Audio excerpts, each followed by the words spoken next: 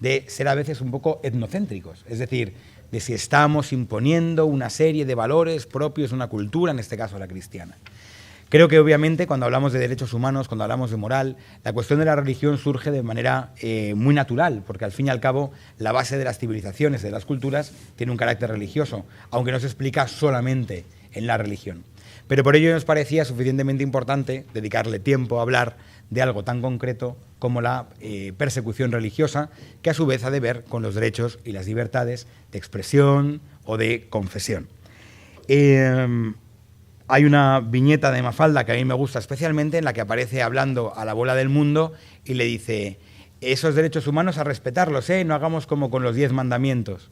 Y en ese sentido hay una relación directa entre derechos y religión. Y para hablar de ello contamos con Amparo Llobet López, a la cual conocemos gracias al entusiasmo de nuestra formadora Laura Llamas, que la conoció hace unas pocas semanas y nos habló de cómo había disfrutado de la conferencia de Amparo, y porque queremos mucho a Laura y nos fiamos de su criterio, y porque hemos conocido de forma indirecta a Amparo, nos ha parecido muy oportuno que nos acompañe. Ella es bióloga. Bien, me decía, digo, qué curioso que para hablar de libertad, para hablar de derechos o hablar de persecución religiosa, venga una bióloga. Ella misma me decía: ¿qué hace una bióloga como yo en un lugar como este? Lo voy a utilizar yo, pero como el que se sienta a su derecha es su marido, no me ha parecido oportuno decir algo que pueda parecer que le estoy tirando los trastos a su mujer en público. Pero en todo caso, la verdad es que ¿qué hace una mujer como tú en un lugar como este, Amparo? Ella estudió Ciencias Biológicas por la Universidad Complutense de Madrid. Su actividad profesional se ha centrado en el campo de la enseñanza, pero antes estuvo en el mundo de la selección de directivos, en el mundo de la empresa. Ha sido organizadora de los cursos de verano de la Fundación General de la Universidad Complutense de Madrid y desde hace 9 años se incorpora a la Fundación Pontificia Ayuda a la Iglesia Necesitada como responsable de Relaciones Institucionales. Y es en nombre de ese cargo que nos acompaña aquí esta tarde, y por lo que te damos las gracias, Amparo, por acompañarnos en una tarde como esta. Muchas gracias, José Luis. Muchas gracias a todos. Muchas gracias sobre todo a Laura, que ha sido la que puso la confianza después de escucharme una conferencia que di aquí hace unas semanas. Eran 3 personas y, bueno, pues Laura se emocionó y confió y me pidió si podía repetirla. Espero estar a la altura de las circunstancias de tantos alumnos y tan buenos alumnos que me han dicho que sois, que dejáis de ir a un partido, por lo visto, espectacular para estar hoy aquí. Y queréis saber qué es lo que está pasando acerca de los derechos humanos y especialmente esta tarde sobre la libertad religiosa. Bueno, ¿qué hace una bióloga como yo en un lugar como este? Pues efectivamente yo estudié biología, zoología específicamente, y después de estar contando moscas en un laboratorio más aburrida que una ostra y luego pues dando clases, tuve la suerte de enrolarme en un ámbito que para mí ha sido lo que más me ha llenado, y ahora pues terminar en esta institución pontificia, que a lo que se dedica la Fundación Ayuda a la Iglesia Necesitada es ayudar en todo el mundo a aquella iglesia que está especialmente perseguida, hoy hablaremos del tema, o que es una iglesia pobre. En más de 145 países ayudamos con proyectos pastorales para que esa iglesia todavía siga viva. Ayudamos a los misioneros, que son los que ejercen una labor preciosa, ayudando a la gente en su desarrollo tanto moral, espiritual como social y cultural en todo el mundo, ¿no? Pues esa es nuestra principal misión, y ahora mismo pues una misión muy importante, parte de nuestro trabajo, es informar y denunciar y sensibilizar a la sociedad en todos los ámbitos sobre lo que está ocurriendo respecto a la libertad religiosa. Estamos viendo cada día más que el mundo se está volviendo loco. El Papa está diciendo que estamos en una guerra mundial por partes, y bueno, pues queremos ir a la esencia, ¿no? ¿Qué es lo que está ocurriendo? No podemos quedarnos aquí callados. Y bueno, pues vamos a hacer hoy un recorrido esta tarde sobre algunos de los países en los que esa libertad religiosa está más fuertemente violentada, ¿no? Quiero comenzar primero definiendo qué es la libertad religiosa en función de la Declaración Universal de los Derechos Humanos. Supongo que lo habéis hablado esta mañana, ¿no?, este tema. Y entendemos por libertad religiosa el derecho a tener, a mantener o a cambiar de creencia espiritual, pudiendo ser ésta expresada libremente, tanto en privado como en público, sin forzar la conciencia de la persona y sin que le suponga ningún tipo de discriminación. Eso está recogido expresamente en el artículo 18 de la Declaración Universal de los Derechos Humanos. Es el derecho a tener, a mantener o a no tener una creencia espiritual. ¿Y qué abarca esa libertad religiosa? Pues abarca los siguientes contenidos. En primer lugar, la libertad de adherirse o no a una determinada fe, la libertad de expresarla pública o privadamente, la libertad de rezar en público o en privado, la libertad de edificar y de mantener lugares de culto. Es la libertad de convertirse a otra confesión religiosa cambiando el credo que uno quiera. La libertad de no ser discriminado, ni laboral, ni social o políticamente por razón de tus creencias. No ser discriminado. La libertad de adhesión a cualquier grupo religioso dentro de la legalidad. La libertad de los padres a educar a sus hijos en cualquier credo religioso. Es la libertad de las escuelas para ofrecer educación en cualquier credo religioso. Es la libertad de asistencia religiosa, la libertad de la jerarquía y personal religioso y laico que trabajen en una iglesia y la libertad de prestar asistencia sociocaritativa y hospitalaria. Bueno, este es el primer derecho del hombre y expresa la realidad más profunda de la persona. Toda persona tiene un sentimiento religioso y tiene la libertad y el derecho a poder expresarlo libremente. Es un derecho inherente a la persona, inalienable, y por lo tanto hay que respetarlo, hay que garantizarlo en todo momento, lugar, circunstancia, y es responsabilidad del Estado garantizar el ejercicio de esa libertad religiosa. Vamos ahora entonces, una vez que hemos definido qué es la libertad religiosa, me gustaría pues hacer ese recorrido, como os digo, sobre qué está pasando en el mundo con esa libertad religiosa. Si pasamos a la diapositiva. Vale. Tenéis aquí un mapa, no sé si ya me levanto. Voy a estar más cómoda de pie. Cambiamos esto. Que prefiero hablar de pie. No hace falta. Bueno, aquí tenéis un mapa mundi, lo veis bien, en el que hemos presentado cuál es la situación de la libertad religiosa en el mundo en estos momentos. En rojo son los países en los que la persecución es más alta y en el color naranja donde es preocupante, pero no es tan urgente o tan preocupante como los países rojos. Como veis, está muy determinada la zona o el área en el que no existe libertad religiosa y podemos dividir como en tres grupos esa conculcación de la falta de libertad religiosa.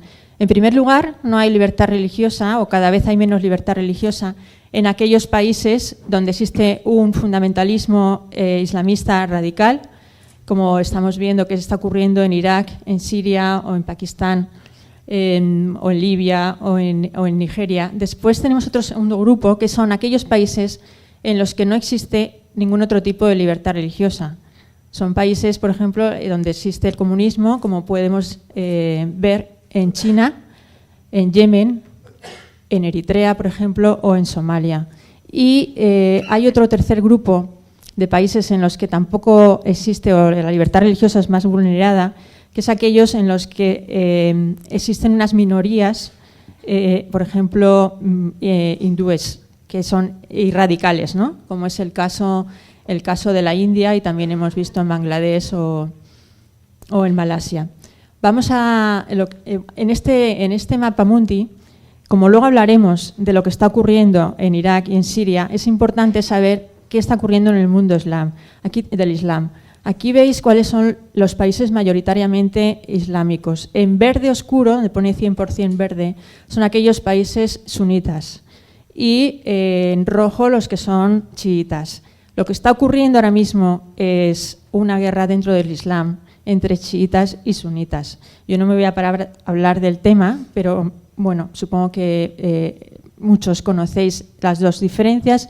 Creo que no es un tema para hablar hoy, pero sí que sepáis que el problema entre sunitas y chiitas principalmente desciende de la distinta interpretación. Ambos piensan que su religión es la verdadera porque descienden directamente de Mahoma. Uno es de un sobrino de Mahoma y el otro no recuerdo el parentesco. Pero bueno, el origen es que los dos piensan que ellos son el verdadero Islam y la interpretación que ellos hacen es la verdadera, ¿no? Hoy el mundo islámico está enfrentado y eso está haciendo que los países de alrededor o los grupos sociales que viven en esos países sufran como consecuencia esa guerra interna del Islam. Y ahora vamos a ver un vídeo en el que quiero que vosotros mismos escuchéis y os fijéis. Es un breve vídeo en el que testigos presenciales de la persecución religiosa van a contar cómo ven ellos esta situación, ¿no?, de la persecución y qué es lo que están viviendo. Estar atentos porque algunos de los personajes después los veremos al final, como es el padre Douglas, que estuvo secuestrado durante 9 días en Irak. Y creo que es importante escuchar cuál es el testimonio de lo que ellos dicen.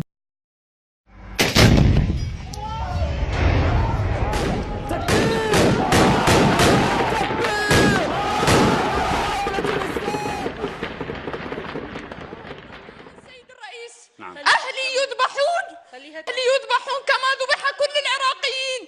ذبح الشيعة والسنة والمسيحيين والتركمان والشبك.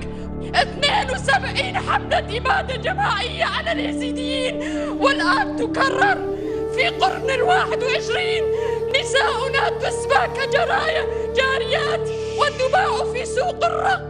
انقذونا انقذونا باسم الإنسانية أن تنقذونا.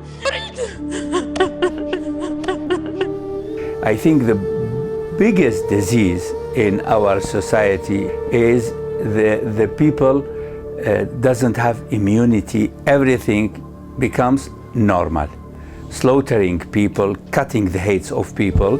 The first time shocked, but the third time becomes normal. And this makes me angry. Kill Christians, they destroy their properties, they drive them out from their ancestral homes.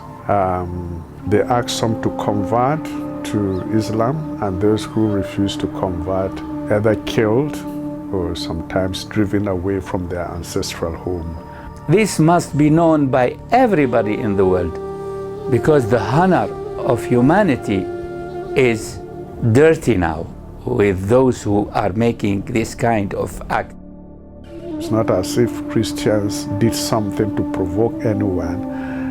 The simple reason is that they are being attacked for simply being Christians.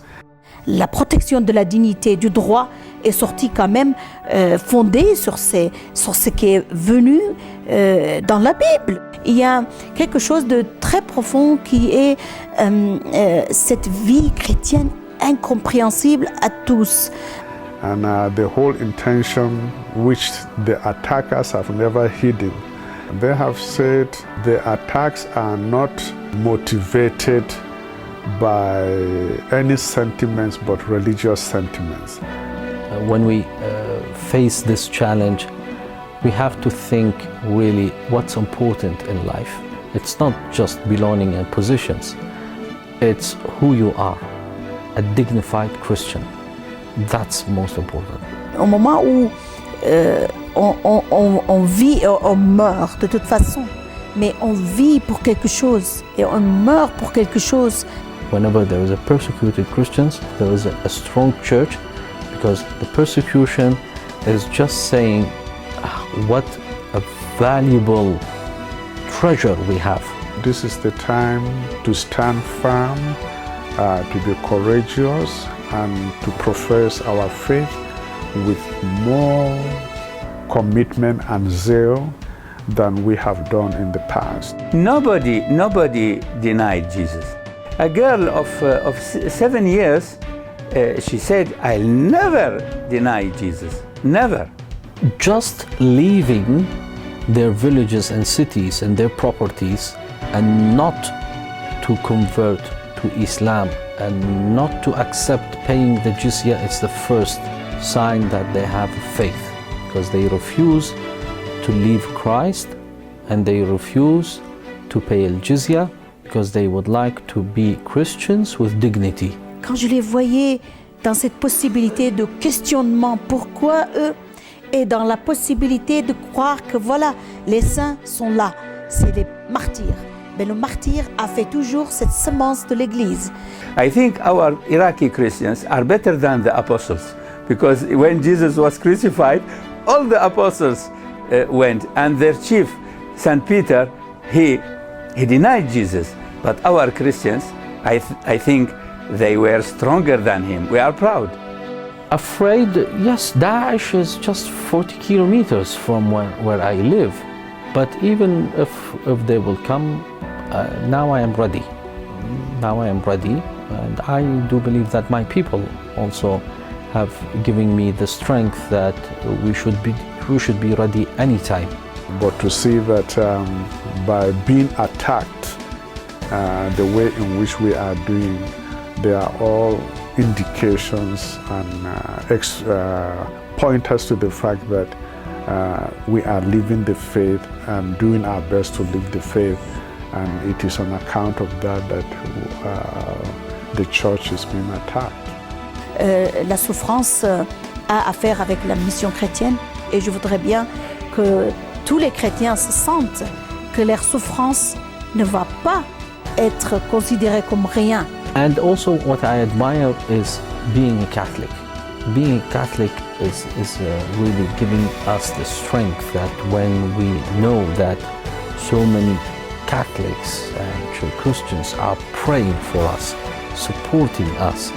I am proud really of being a Catholic where we have so many people to strengthen us and always trying to tell our stories. The churches were the only one who supported Christians. Humanity, all humanity is sinner, responsible of what's happening to those innocent children, innocent people. We must help. رجاء اخوان، رجاء اخوان، انقذونا، انقذونا.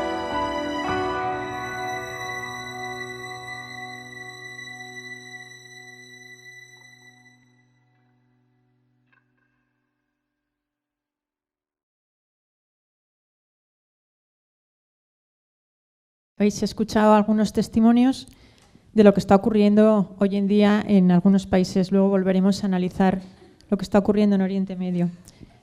Y bueno, como decían ellos al final, ¿no? Seguiréis callados. Este es uno de los fines de nuestra institución, dar a conocer lo que está pasando y tratar de ayudar. Queremos saber también qué es lo que está pasando en otros países, no solamente en Oriente Medio. Por eso vamos a hacer un breve recorrido y luego al final volveremos sobre lo que está ocurriendo en Siria y en Irak. Como os decía al comienzo, donde más se vulnera la libertad religiosa, entre otros lugares, es en aquellos países donde no existen otras libertades, como es el caso sobre todo de Corea del Norte. En Corea del Norte no hay libertad religiosa, no hay libertad de que ninguna creencia pueda realizar libremente sus cultos, y de hecho nosotros que analizamos la situación de la libertad religiosa en las distintas partes del mundo, editamos un informe muy exhaustivo de lo que está ocurriendo. Sin embargo, no tenemos datos prácticamente de los cristianos que hay en Corea o cuál es la situación. ¿Por qué? Porque la única religión, como si dijéramos entre comillas, es la que marca el Estado, ¿no? El comunismo. En el año 53, más de 300.000 cristianos norcoreanos desaparecieron y bueno, pues hoy no tenemos ni idea de cuántos hay, porque no existe la posibilidad de identificarse como cristiano, de vivir su fe, y existen religiosos o religiosas que han sido secuestrados, que han sido encarcelados por el hecho de serlo. Está prohibido entrar en el país con ningún libro religioso de ningún tipo de religión. No solamente estoy hablando de la católica, sino de cualquier elemento religioso. Todos los misioneros han sido expulsados y bueno, pues esta es la situación de uno de los de los países en los que, como digo, la única religión es la que marca el Estado, ¿no? Es el comunismo. ¿Por qué? Porque pretenden controlar la vida y la situación de todos los habitantes de ese país. En segundo lugar, si viajamos, hacemos el recorrido de países donde prima el comunismo, pues tenemos China. En China tenéis allí, os he dejado en la mesa, pues una serie de boletines en los que podéis adentraros, informaros de qué es lo que está ocurriendo. En China existe una iglesia patriótica, que es la Iglesia Patriótica Católica, que pretende gobernar y controlar a toda la iglesia. Esa iglesia patriótica está dirigida por alguien que pone el gobierno, ¿no? Entonces podemos decir que existen como dos iglesias paralelas, la iglesia patriótica y la iglesia clandestina, que es la iglesia que es fiel a Roma, fiel al Papa de Roma. Esa iglesia patriótica controla y quiere controlar a los sacerdotes, quiere nombrar a los propios obispos, quiere ser la iglesia del gobierno. Y aquel que no se compromete a estar bajo las órdenes de ese gobierno o ese obispo puesto por el gobierno, pues puede ser encarcelado, puede ser asesinado o puede ir a algunos lugares donde les forman, como dicen ellos, les lavan el cerebro hasta que consiguen que sean fieles a la Iglesia Patriótica. Nosotros hemos viajado, ¿no?, en varias ocasiones, porque de hecho es uno de los países en los que más ayudamos a la Iglesia clandestina y a la Iglesia local fiel a Roma. Hemos viajado a estos países y siempre hemos sido seguidos, por ejemplo, por un coche de policía secreto. Han sabido dónde estábamos. El obispo que nos recibía sabía que en ese momento estaba seguido, sabía que sus móviles estaban controlados y, de hecho, pues una vez nosotros hemos salido del país, el obispo ha sido encarcelado bajo arresto domiciliario. Y esto es una cosa común y ellos ya lo saben, ¿no? Viven en una soledad tremenda y bueno, pues no van a dejar de ser fieles a esa Iglesia Católica de Roma por mucho que el gobierno quiera controlarles. Me vais a decir, no, pues yo conozco a gente que ha ido a China y ha ido a misa o a una iglesia y no ha pasado nada y ha sido totalmente libre. Efectivamente, China ya sabéis que es enorme y en función de la región en la que uno se encuentre, pues hay más libertad o menos libertad según el que gobierne en esa región. Podemos diferenciar. En la fotografía veis una iglesia muy bonita, grande, donde uno puede entrar y celebrar la Eucaristía y con total normalidad. Sin embargo, esta es una iglesia patriótica y no sabemos si el sacerdote que está celebrando la misa pues forma parte, es fiel al gobierno, a la iglesia patriótica o no. Y sin embargo, la iglesia clandestina, que es, por ejemplo, la capilla, la fotografía que veis debajo, no puede celebrar libremente sus cultos, ¿no? Entonces, está oculta. Si una persona, si un joven como vosotros decide ser sacerdote en la iglesia fiel a Roma, durante una noche le meten en un coche oculto, le llevan a un lugar desconocido para él y durante a lo mejor 3 años no puede salir de ese local o de ese edificio, a veces sin ventanas, porque no se puede saber que allí existe una persona, unos jóvenes que están formándose para ser sacerdotes fieles a la Iglesia de Roma, ¿no? Es lo que llamamos la iglesia clandestina. Ni siquiera su familia saben dónde están y bueno, pues en cualquier momento, si son localizados, tienen que huir, marcharse a otro lugar y volver otra vez a comenzar. Nosotros conocemos familias y gente que ha ido a vivir a estas regiones de China, donde no está permitida esa vivencia en libertad de su fe, y nos han comentado que a la hora de celebrar sus fiestas religiosas tienen que hacerlo con un lenguaje en clave, en un lugar donde disimulen lo que están celebrando. Por ejemplo, si pasas la fotografía, bueno, esto es una casa, en una habitación donde se celebra una misa. Al sacerdote se convocan todos diciendo, pues mañana a las 5 va a venir el tío Juan a celebrar nuestro cumpleaños. Bueno, pues con un lenguaje en clave se convocan a los miembros de esa iglesia y se celebra lo que ellos llaman el cumpleaños, con el peligro de que en cualquier momento, si alguien les ha dado el soplo, puedan entrar, y entonces lo que era una celebración religiosa se convierte en la fiesta del cumpleaños del tío Juan, ¿no? Y todos pues sacan la tarta, el mantel y se ponen a celebrar un cumpleaños. ¿Por qué? Porque no es posible celebrar en libertad esa fe, ¿no? Y eso está ocurriendo a día de hoy en China, que se supone que es un país en el que pues todos los conocemos como el gran gigante de la economía, que está expandiéndose por todo el mundo. Todos los países estamos teniendo contratos económicos con ese país, y sin embargo nadie habla de la falta de libertad religiosa y la falta de derechos humanos que existe en el país, ¿no? Esta fotografía pues es una muestra, por ejemplo, de una habitación de uno de los sacerdotes de la iglesia clandestina, y lo que parece al lado de las flores un frasco de colonia o un adorno, pues es donde ellos guardan la Eucaristía como si fuera el sagrario, ¿no? No pueden tener un sagrario, tienen que pues tenerlo de forma disimulada.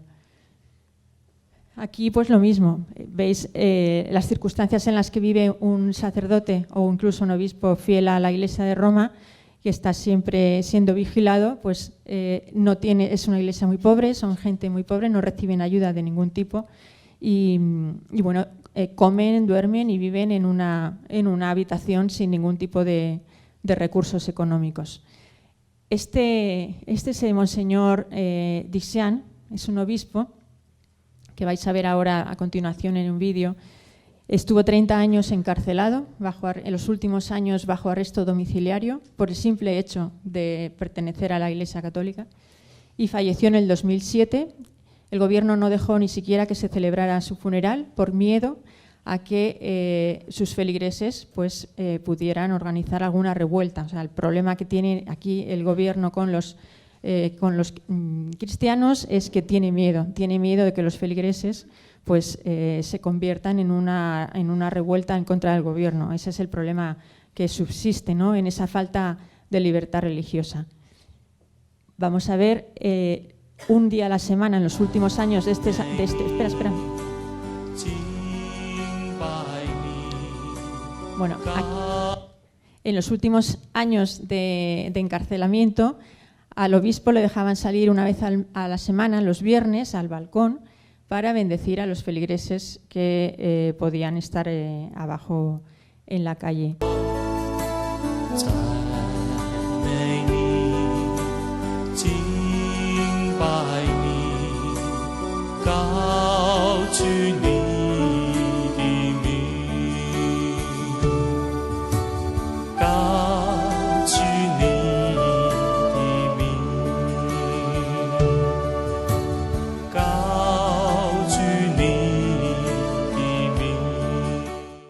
Esto ocurre en el día de hoy, o sea, no estamos hablando del siglo de hace 2 siglos o de la Edad Media. Esto es hoy en China. Y China se supone que es un país súper desarrollado, ¿no?, económicamente y en todos los aspectos. Pues eso está ocurriendo hoy en China. En el boletín que tenéis allí en la puerta sobre China podéis leer cuántos sacerdotes o obispos se encuentran hoy encarcelados y sin esa libertad, ¿no? Y nos centramos en Pakistán. Pakistán es un país que cada vez está islamizando más y en el que ya hace años esa falta de libertad religiosa ha supuesto el asesinato incluso del primer ministro para las minorías religiosas, Sabhat Bhatti. El anterior también había sido asesinado y luego me imagino que todos habéis oído hablar de Asia Bibi, ¿no? Si no habéis conocido el caso de Asia Bibi es una mujer que en el 2009 fue a sacar agua de un pozo y unas mujeres musulmanes que estaban cerca la vieron sacar el agua del pozo y dijeron que estaba contaminando, que era una infiel y que estaba contaminando el agua del pozo. Bueno, se enzarzaron en una discusión y la acusaron de blasfema y está condenada a muerte desde el año 2009 y encarcelada. Gracias a Dios el año pasado se ha conseguido que esa pena de muerte se le conmute, pero sigue encarcelada y con el peligro de que si sale de la cárcel sea asesinada en las puertas de la cárcel, ¿no? Por eso pues, todavía no han conseguido sacarla. Pakistán es un país en el que prima la ley de la blasfemia. Ya sabéis que la ley de la blasfemia consiste en que Si tú mencionas o hablas de Mahoma o de cualquier parte del Corán de manera que no guste, ¿no? Puedes ser acusado en cualquier momento de blasfemo y ser condenado a muerte. Y cualquier acusación de cualquier persona, sin necesidad de ser verificado ni de tener un juicio justo, pues es suficiente para ser condenado a muerte, ¿no? Existen miles de personas ahora mismo condenadas a muerte por blasfemia en Pakistán, ¿no? Es un ejemplo de intolerancia religiosa. Una persona no puede libremente elegir su fe. Después también en estos países, si la mujer, uno no puede libremente casarse, si una mujer es musulmana no se puede casar con un católico, sino que el católico tiene que convertirse a la religión del Islam o a la religión de la familia, a la religión mayoritaria del país, ¿no? Vamos a ver breves minutos de lo que ha ocurrido, por ejemplo, en una iglesia en la India, en Muniguda, en Orissa, en el noreste de la India, por grupos radicales hindúes. Esto está a la orden del día, o sea, no solamente ha ocurrido en el 2008, sino que hemos visto repetidamente cómo cada vez más y en otros países están ensañándose contra los grupos extremistas, contra los cristianos.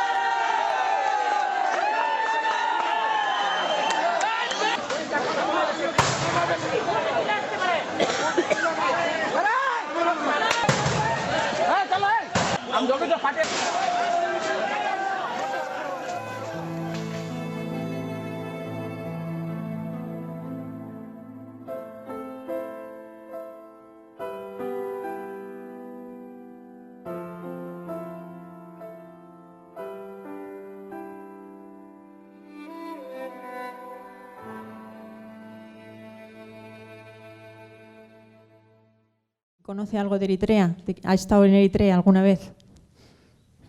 Bueno, pues Eritrea es un país en el que existe un régimen también del estilo como en China, ¿no? donde todo está controlado, absolutamente controlado. Yo estuve hace unos años en Eritrea y desde que entré hasta que salí teníamos siempre a alguien vigilándonos. Estuve con el hermano Pedro, que es el que veis ahí a la derecha, el calvo, que es un hermano de La Salle. Llevaba 30 años en Eritrea y después de 30 años realizando todo tipo de proyectos sociales para ayudar a la gente, clínicas, centros de salud, centros educativos, bueno, como os pongo ahí, 98 centros educativos, 30 centros sanitarios, fue expulsado del país. ¿Por qué? Porque el gobierno tiene miedo de toda la obra que está haciendo allí las ONGs o cualquier otro que no esté controlado por ellos.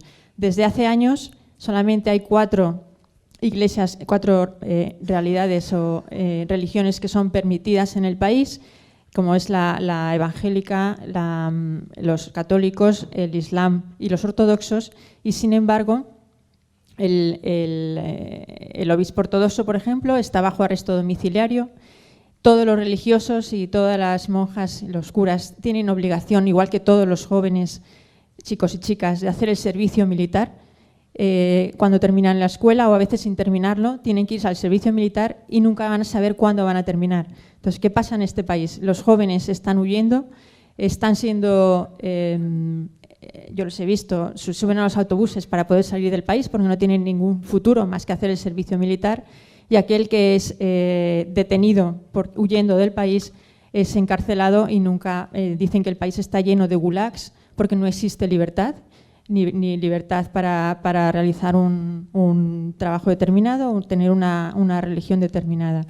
El gobierno tiene miedo de que todo esto salga a la luz y cada vez existe una presión mayor sobre los ciudadanos. Habréis oído en los medios de comunicación que muchísimos de los refugiados que están apareciendo y que están llegando a Europa son eritreos, porque la situación de la vida que tienen allí, la falta de libertad es terrible.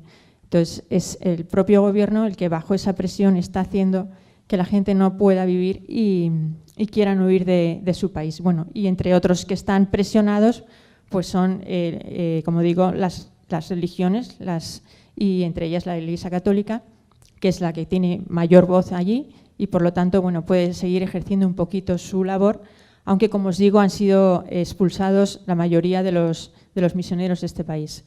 En Sudán, en donde estuve yo hace unos años, antes de que se dividiera el país en dos, en Sudán tenemos ahora 2 países, Sudán y Sudán del Sur.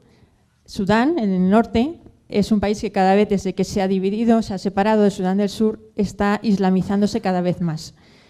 pretenden el gobierno, aunque en la Constitución existe libertad religiosa, como en muchos de los países que hemos visto, en los papeles, en la Constitución existe la libertad religiosa, sin embargo, a la hora de la verdad eso no se cumple. Es el caso, por ejemplo, de Sudán, donde una vez independizado de Sudán del Sur, ya el presidente dijo que iba a tratar de islamizar el país. ¿Eso qué quiere decir? Que la religión del país va a ser obligatoriamente el Islam. Aquel que no esté de acuerdo con esto, aquel que sea fiel a otras religiones, está en peligro de ser encarcelado o de ser expulsado del país. Es obligatoria el enseñar la religión del Islam en todas las escuelas, bueno, una serie de imposiciones por parte del gobierno para que sea la única religión. De Nigeria oímos hace un año y pico, me parece que fue, que secuestraron a 200 niñas en un colegio, ¿os acordáis? Bueno, yo tuve la suerte de conocer a una de ellas y la verdad que fue terrible su testimonio, no paraba de llorar, pues contándonos ella cómo había vivido esos momentos, ¿no? Simplemente por el hecho de estar en un colegio cristiano, pues fueron asaltados por los terroristas de Boko Haram. Sabéis que en Nigeria predomina un grupo terrorista cuyo origen dicen que es de Al-Qaeda, que se llama Boko Haram. Boko Haram, ¿sabéis lo que quiere decir? Boko Haram significa lo occidental es pecado. Entonces, todo aquello que vinculan a lo occidental, a una educación occidental, tiene que ser exterminado, es prohibido, ¿no? Entonces, bueno, está habiendo muchísimos atentados, muchísimos asesinatos en nombre del grupo Boko Haram, en nombre de Alá, porque aquí pues tenemos que ver, ¿no?, que lo que se está haciendo es una blasfemia, es estar atacando y haciendo la guerra en nombre de Dios, lo cual es una blasfemia, y es el caso también de Nigeria, donde en la parte noreste de Nigeria pues todos los días estamos viviendo atentados o secuestros. Las mujeres, ya dijeron los terroristas, a las madres de las niñas, las que consiguieron escapar, contaron lo terrible que habían vivido, pero los terroristas hace unos meses dijeron a sus familias: no penséis que vais a recuperar a vuestras hijas ya han sido vendidas, ya han sido casadas con otros musulmanes y nunca más vais a volver a verlas, ¿no? Este es el terror de los radicales extremistas. Y lo mismo pues hemos visto en Egipto con los asesinatos, con los degollamientos de cristianos y de otros también a veces musulmanes que no son sunitas, ¿no?, que es lo que predomina en el Estado Islámico. En Egipto, los cristianos cuando nacen se tatúan la cruz os habréis visto a lo mejor algunos, se tatúan la cruz en la muñeca. ¿Por qué? Porque ellos, cuando Egipto fue invadido por el Islam en el siglo VIII, a los que no eran musulmanes les marcaban como a los animales. Entonces ellos decidieron que para marcarse se marcaban ellos mismos con su cruz.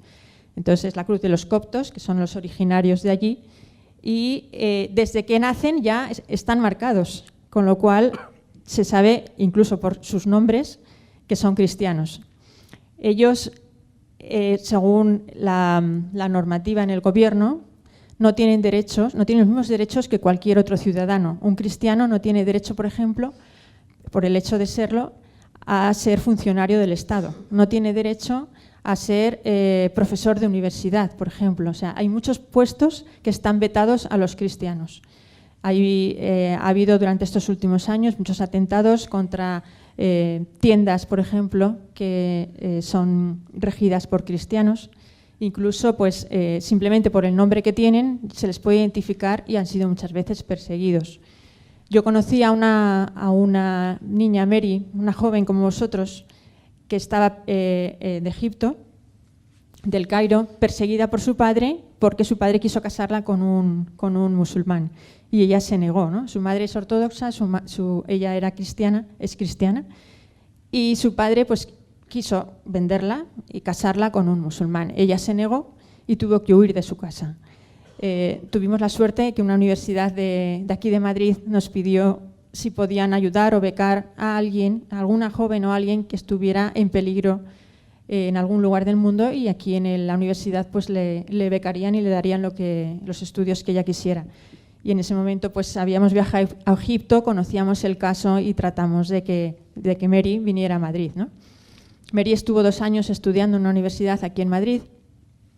De vez en cuando viajaba a Egipto para estar con su madre, para ver a su madre, sabiendo que tenía el peligro de ser encontrada por su padre, que la estaba buscando para matarla, porque él la había vendido y, claro, los otros no habían cobrado, nos habían llevado a su esposa, ¿no?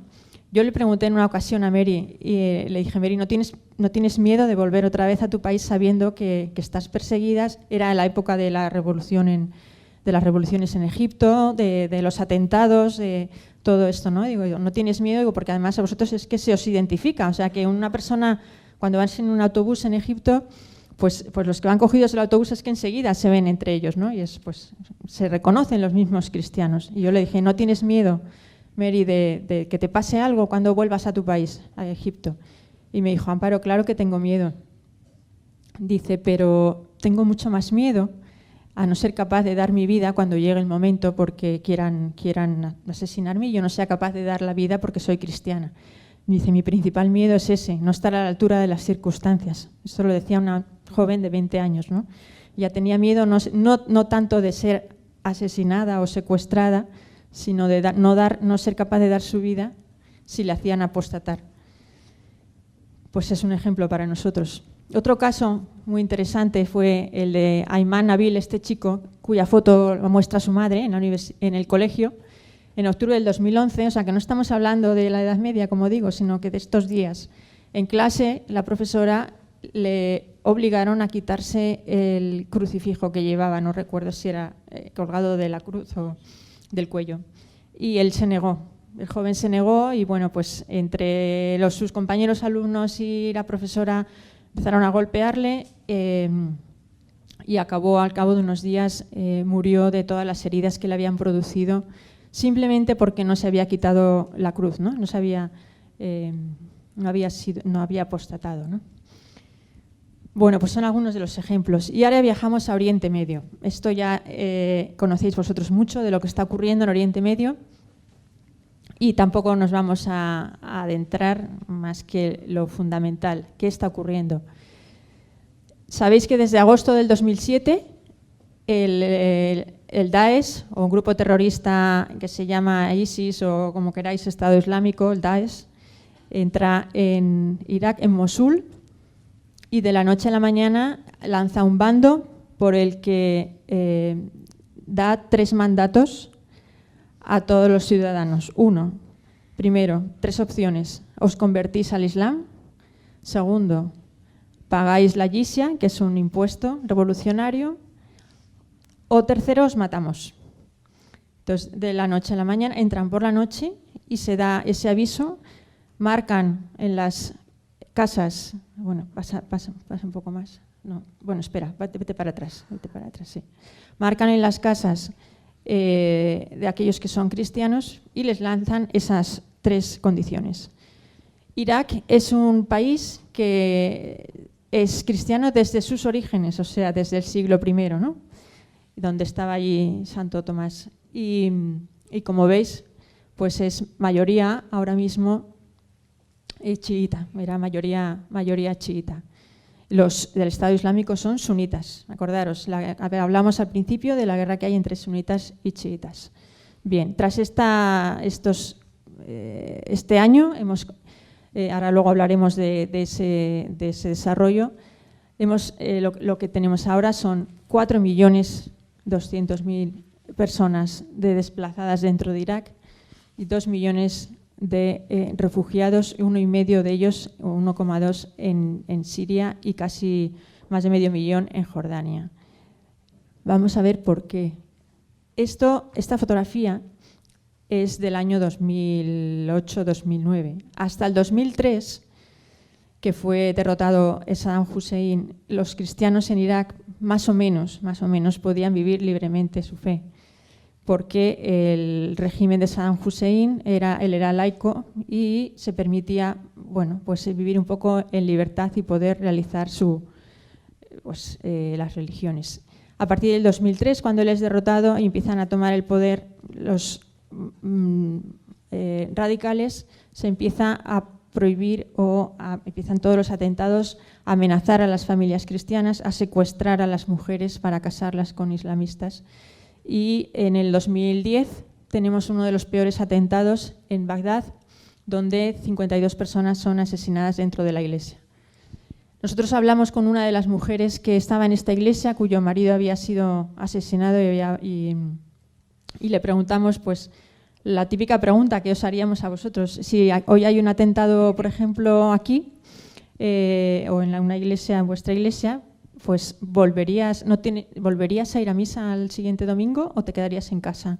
Pues le preguntamos a la mujer, ¿no tienes miedo de volver a la iglesia otra vez, después del atentado que ha habido, ¿no? Y decía ella, claro que tengo miedo, por supuesto que sí, pero qué mejor lugar para morir que en una iglesia, ¿no? Si tengo fe, pues soy creyente, qué mejor lugar para morir que en una iglesia. Este es el testimonio que nos están dando los mártires de hoy en estos países. Aquí a la derecha tenéis al padre Douglas. El padre Douglas estuvo 9 días secuestrado por los terroristas y lo habéis visto en el vídeo anterior que hablaba y después lo veréis al final dando el testimonio que no es para nada de odio de lo que, bueno, pues qué es lo que ellos están viviendo en estos momentos, ¿no? Aquí tenéis el mapa de Irak, Siria y la zona del noreste, que es el Kurdistán. Como os digo, el 8 de agosto del 2014 entra el Estado Islámico y ordena 3 cosas, los 3 puntos. Os convertís, pagáis o os asesinamos o os marcháis, vamos. Todos los cristianos, por ejemplo, de Mosul, de la zona de Mosul, que tenéis ahí arriba en el límite con el Kurdistán, absolutamente todos tuvieron que salir huyendo de la noche a la mañana y están en Erbil y en la zona de Erbil y Kirkuk, más de 120.000. Se vació la ciudad de Mosul de cristianos. Hoy no hay ningún cristiano en la ciudad de Mosul. Toda la zona del Nínive, que es también la zona del norte, también ha pasado lo mismo y han tenido que huir todos al Kurdistán. Aquí tenéis, bueno, pues las fotografías de los paseos diarios y normales del Estado Islámico. Sabéis que hay miles, dicen que de 50.000 jóvenes alistados en el ISIS, con unos sueldos estupendos y siendo adoctrinados, incluso, pasa la fotografía, incluso los niños están siendo adoctrinados para realizar asesinatos y en contra de todo lo que sea occidental o los infieles.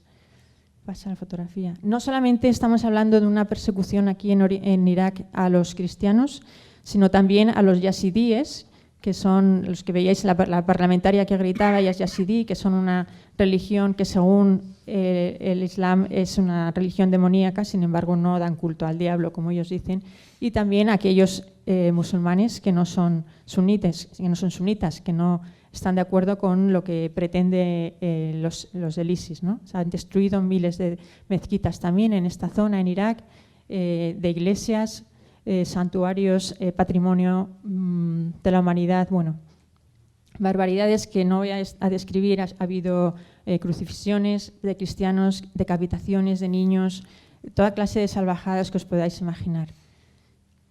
Aquí, como veis, las casas se iban marcando con la letra N de Nazareno, que es como llamaban a los cristianos, y consiguieron así vaciar todas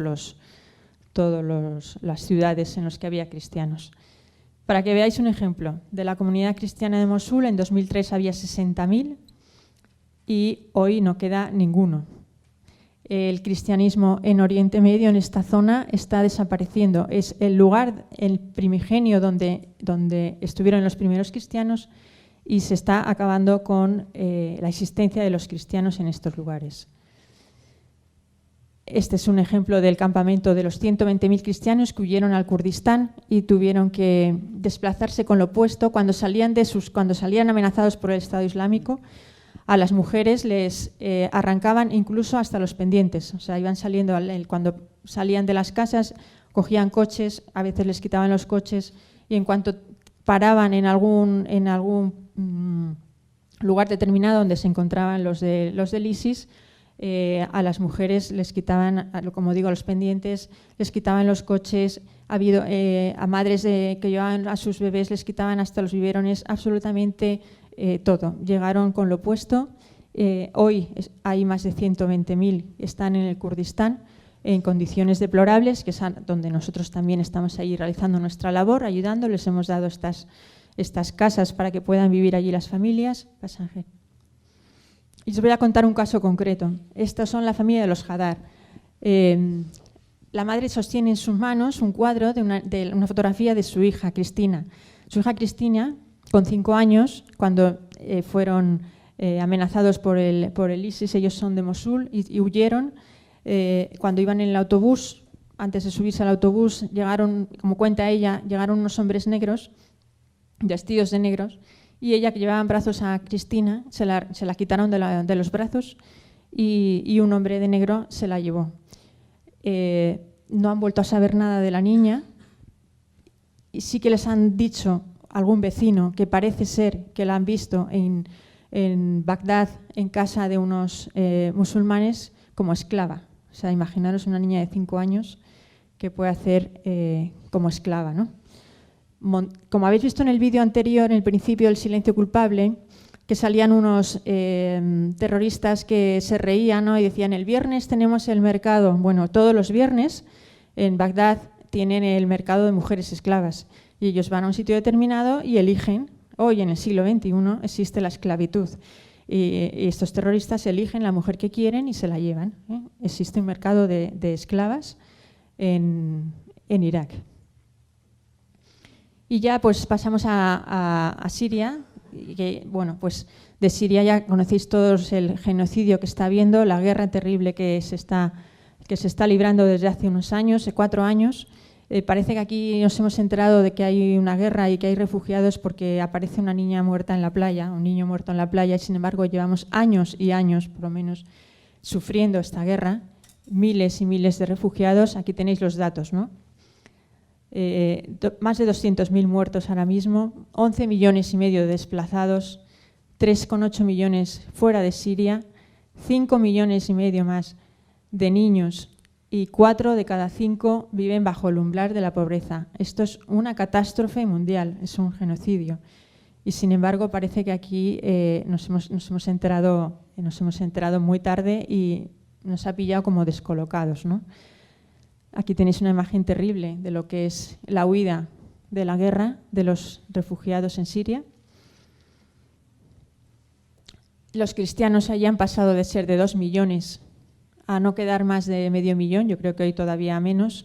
Ha habido pueblos enteros destruidos, iglesias, mezquitas destruidas, secuestros, crucifixiones, destrucción de iglesias, bueno, una auténtica barbarie en plena calle y, como veis, pues tanto niños, niñas, mujeres secuestradas o esclavizadas. Aquí tenéis una línea, la línea azul, que es la zona de Siria, del norte de Siria, donde hace pocos meses 35 pueblos fueron evacuados porque fueron asediados por los terroristas del ISIS. Hubo cientos de secuestrados, de los cuales muchos todavía no se sabe dónde están. Las mujeres fueron separadas de los hombres y han sido vendidas. Y bueno, pues todavía existen cientos de personas que están secuestradas. Yo lo que me gustaría para terminar, después de haber hecho este panorama, que no os quedaréis con la sensación de qué horror, ¿no?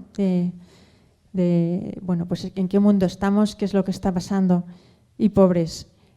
Nosotros hemos tenido la suerte de hablar con muchos de las personas que están sufriendo estos ataques. Han venido aquí a Madrid, o otras veces que hemos ido, de obispos, de sacerdotes, de cristianos que han sufrido el horror y el terror de la barbarie, del secuestro. Y Y contradictoriamente nos dicen que esta persecución les está haciendo más fuertes, que les está dando, pues les está haciendo volver a sacar de sí mismos lo mejor como ciudadanos, lo mejor como cristianos, ¿no?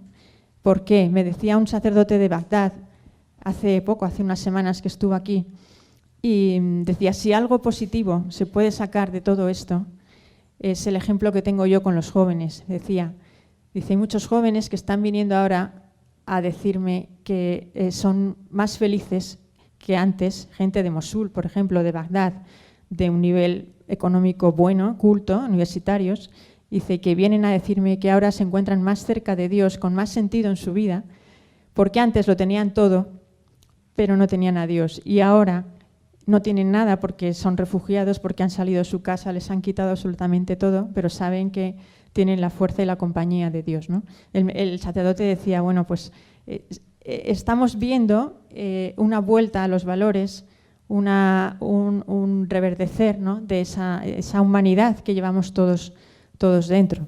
Eso por una parte. Después, por ejemplo, el obispo de Orissa, de la India, que tuvo que ver cómo una sobrina suya religiosa era violada delante del resto de la plaza del pueblo, pues también nos contaba cómo después de que su pueblo ha sido asediado y han sido asesinadas muchas personas, violadas, y han tenido que ser expulsados de sus pueblos por el hecho de ser cristianos de parte de los hindúes radicales, nos decía, bueno, estoy orgulloso de mi pueblo porque la persecución les ha fortalecido todavía más y viven todavía mucho más fuertemente esa unidad con Dios y su fe, ¿no? Son los frutos de la persecución. Al principio decían algunos de los testimonios pues, que son los mártires, y ese es el ejemplo que nos están dando en este momento. ¿Y cuál es el mensaje que ellos nos dan? Pues quiero que los den ellos directamente. Ante toda esta barbarie que está ocurriendo, ¿cuál es la respuesta de ellos? ¿Cuál es su respuesta? Pues escuchar primero a esta niña. Es una niña de 9 años que vive en el Kurdistán, en el campo de refugiados, con el resto de cristianos allí. Están siendo ayudados por nuestra institución. Y fijaros qué educación ha tenido que recibir esta niña para que sea capaz, con la madurez que tiene siendo tan pequeña, de decir lo que dice, ¿no? Es atender un momento. ازيك يا مريم؟ زينة، أنت كيفك؟ أنا زي الفل، أنت بتتفرجي عليه شيخ فعلا؟ أيوة. طب وإيه رأيك؟ بتحبي البرنامج؟ أيوة. بتحبي سات 7 كيدز؟ إيه. إيه أكتر حاجة أنت حاسة إن هي كنت بتحبيها في كراكوش مش موجودة هنا دلوقتي في المخيم؟ كان عندنا بيت وكنا متونسين، بس يعني هنا ما متونسين، بس الحمد لله يعني الله سترنا. قصدك إيه؟ يعني إيه الله سترنا؟ يعني الله حبنا وما قبل يعني يقتلونا داعش. أنت حاسة بإيه ناحية الناس اللي ممكن تبقى خرجتك من البيت وتعبتك؟ ما راح أسويهم ولا شيء، بس يعني أقول لله يسامحهم. وأنت تقدري تسامحيهم كمان؟ أيوة. كنت بتحبي المدرسة في كراكوش صح؟ أيوة، وكنت أولى دايما. كان عندك أصحاب كمان في المدرسة؟ أيوة. مريم أنت عارفة إن أنت بطلة؟ أنا أحب أكون بطلة، وأحب أيضا أكون بالمدرسة، لأن اللي بالمدرسة يحبون المدرسة هم اللي كانوا يطلعون دايما أوائل. أنت علمتيني حاجات كتير أوي. شكرا. وأنت حتى علمتني. علمتك إيه أنا؟ علمتني يعني ما علمتني يعني حسيت بمشاعري. حسيت بمشاعري. أنا كان عندي مشاعر وأريد يعني يعرفون الناس إيش هي مشاعر هذول الأطفال اللي هنا. Pues es muy sencillo, o sea, hay que respetar. Lo primero de todo es el respeto al otro, el respeto a las creencias del otro. Y estamos viendo en Occidente, estamos viendo aquí mismo, pues cómo existe una burla, una falta de respeto, una denigración de las creencias religiosas entre unos y otros, ¿no? Os puedo contar la anécdota de una amiga mía que es de Bosnia. Ella nació en Mostar, es de Mostar, vivió la guerra de Mostar y después, cuando tenía 17, 18 años, decidió venirse a aprender español a Córdoba. Estuvo en la Universidad de Córdoba 1 año. A mí me decía, Amparo, dice, yo he vivido en el comunismo en mi país, he vivido la guerra de Bosnia y he vivido muchísimos problemas, he tenido muchísimos problemas allí para vivir mi fe, ¿no? Porque era un país comunista en el que estábamos pues, perseguidos. Dice, he venido a España pensando que España era un país católico, mayoritariamente, donde la gente podía vivir libremente su fe, y me he encontrado en la Universidad de Córdoba con que mis compañeros se burlaban de mí porque yo era cristiana, porque yo rezaba. Dice, el único amigo que yo tenía en la universidad era un musulmán. Él creía en su Dios y podíamos los dos hablar de Dios. Yo no podía hablar con mis compañeros españoles de Dios, pero sí podía hablar con él. Bueno, pues se tuvo que marchar y dice, yo me volví a mi país porque perdía mi fe en España. Ese es un mensaje que os quiero transmitir porque creo que nos tiene que hacer pensar, ¿no? Que, bueno, pues la libertad religiosa comienza por el respeto al otro y a uno mismo, y sobre todo también, si yo te respeto, tú me respetas, y cada uno pues hacerse respetar también, ¿no? Un obispo nos decía, de Irak, hace unos años en la JMJ nos decía, yo le decía, ¿qué podemos hacer? ¿Qué podemos hacer por ustedes? En el 2011, ¿no? Cuando todavía no teníamos todo esto del Estado Islámico, pero ya estaban sufriendo la persecución los cristianos en Irak desde hacía muchos años. Y yo le preguntaba, ¿qué podemos hacer? Y me decían, primero, rezar por nosotros. Segundo, no nos olvidéis, contar lo que estáis escuchando, lo que veis que nos está pasando, para que no os pase. Y en tercer lugar, dijo, hacer respetar vuestra fe. Si vosotros no os hacéis respetar, aquí en Occidente, si no tenéis claros cuáles son vuestros valores, a nosotros, donde los países en los que somos minoría, no nos van a respetar. Tenéis, en cierto modo, una responsabilidad frente a nosotros, ¿no? Haceros respetar y nos respetarán a nosotros. Y ser coherentes, bueno, sí, me soplan. Haceros respetar y ser coherentes con aquello en lo que creéis, ¿no? Pues es el mensaje que yo os quiero transmitir. Ser coherentes con aquello en lo que creéis, respetar a los demás y que os respeten y seréis respetados, ¿no? Y sobre todo, pues el crear un ambiente en vuestra sociedad de, pues eso, de amor, de perdón, de que todos tenemos, no puede haber violencia en nombre de la religión, ¿no? Todos tenemos sitio en esta sociedad y todo se basa también en el respeto mutuo y en unos valores que todos tenemos que defender, ¿no? Bueno, pues nada más, muchas gracias.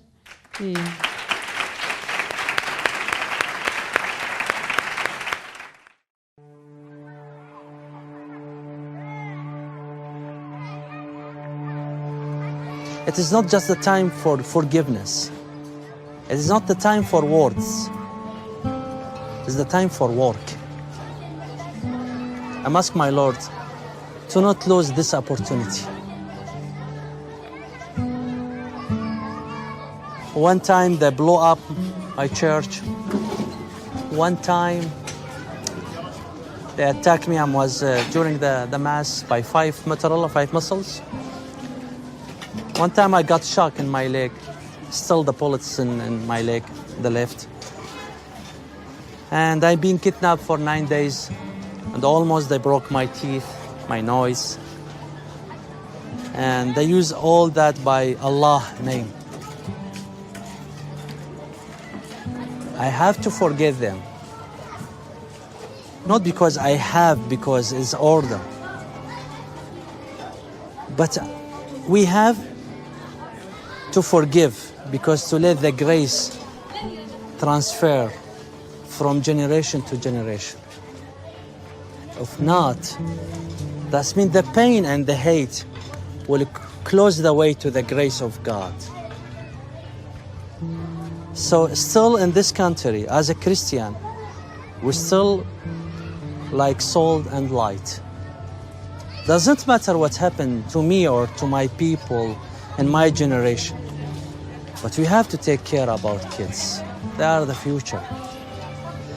If we will not take care about kids, our kids now, the next generation of ISIS, they will be from our side.